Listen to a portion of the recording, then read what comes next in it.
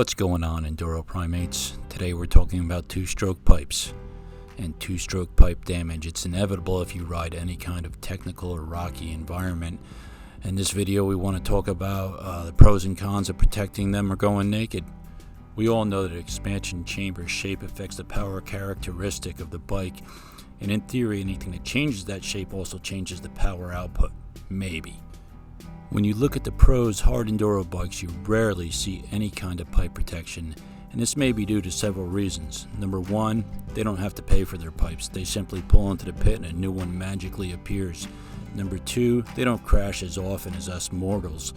Number three, and this is probably the more likely reason, they would rather smash the pipe than break the pipe flange or damage the cylinder. They can most likely still finish the race with a damaged pipe.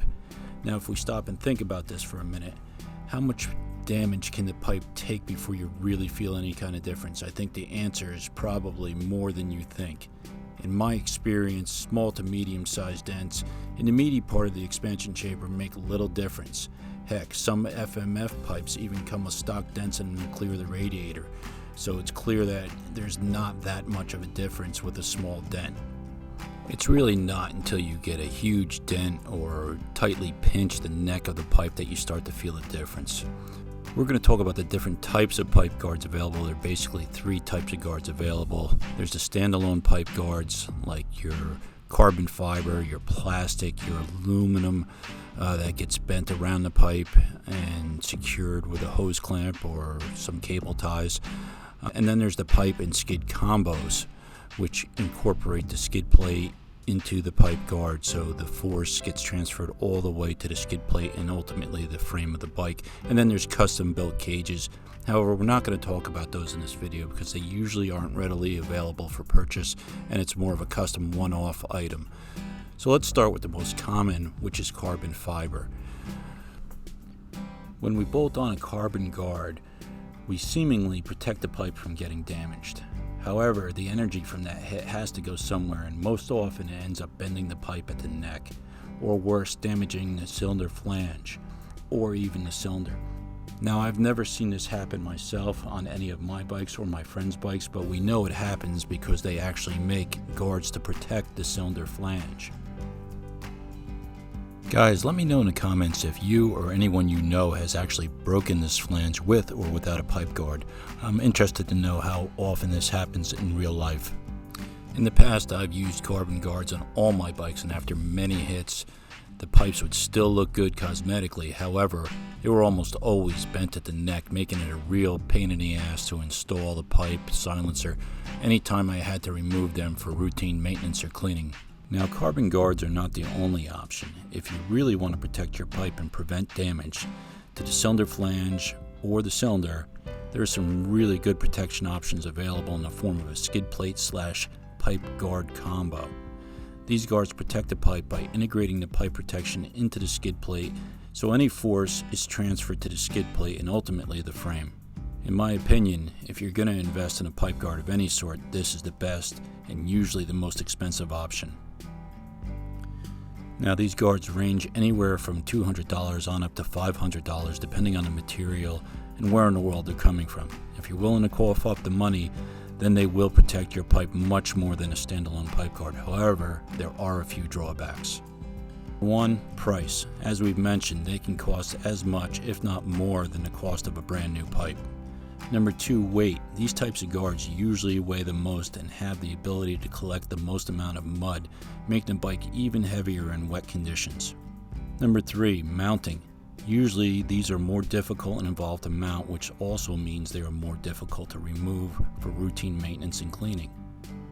Number four, looks. And trust me, I'm not one to get caught up on cosmetics. If you've ever seen me, you know how ugly I am. But generally speaking, these types of guards are monstrous looking and, quite honestly, sometimes a little ugly, but they do get the job done. Now, if you can get past all of that, then I believe these are the best way to protect your two-stroke pipe. Now, this brings me to my current method, which is no protection at all. That's right, I'm going to let the dents land where they do, and I'm going to deal with it. My original plan was to purchase an SRT pipe as a backup. They're a little less expensive, but have similar performance to the stock KTM pipes. If I smash my pipe enough, I'll slap on the spare and send the stocker out for repair, which is generally $60 to $80 including the shipping.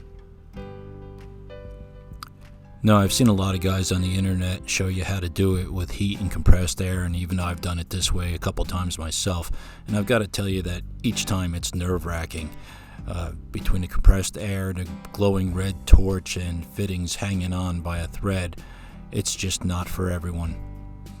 Fortunately, the guys at Hydroforce over in the UK have come up with a tool that is not only safe and effective, it's reasonably priced. I got mine delivered to the US for just over $200. It uses water force to push the dent out, which is much safer than compressed air and heat. The water will not compress, therefore will not expand if something were to let loose. Of course, this is provided you have followed the instructions and bled all the air out of the system before you begin to apply pressure. While it generally gets 90 to 95% of the dent out, the real advantage to using the hydraulic force as opposed to air pressure is that it will straighten the pipe back to its original bend. Not to mention there is no risk of injury from an end plug letting loose and flying across your shop. I'm not going to get into the details of how to use the tool. Tokyo Off-Road has a great video explaining how to use the tool, and I'll post a link to that in the top of this video as well as in the description. Here's some footage of my tool being used to take some dents out of a very badly bent FMF gnarly, which is one of the toughest out there. Also notice the grease at the neck, which straightens out as soon as it gets close to 700 psi. Unfortunately, there was a small pinhole at one of the welds in this pipe which prevented us from going much higher with the pressure. However, it was enough to get the pipe straight and the majority of the dents out. It slid right back into the bike with minimal adjustments at the mounting points. And that's been the case with all the pipes I've fixed with this unit. Everybody's amazed at how easily they go back onto the bike. Well guys, that's it for now. If you like this video, please consider subscribing for future videos like this. And remember to hit that like button.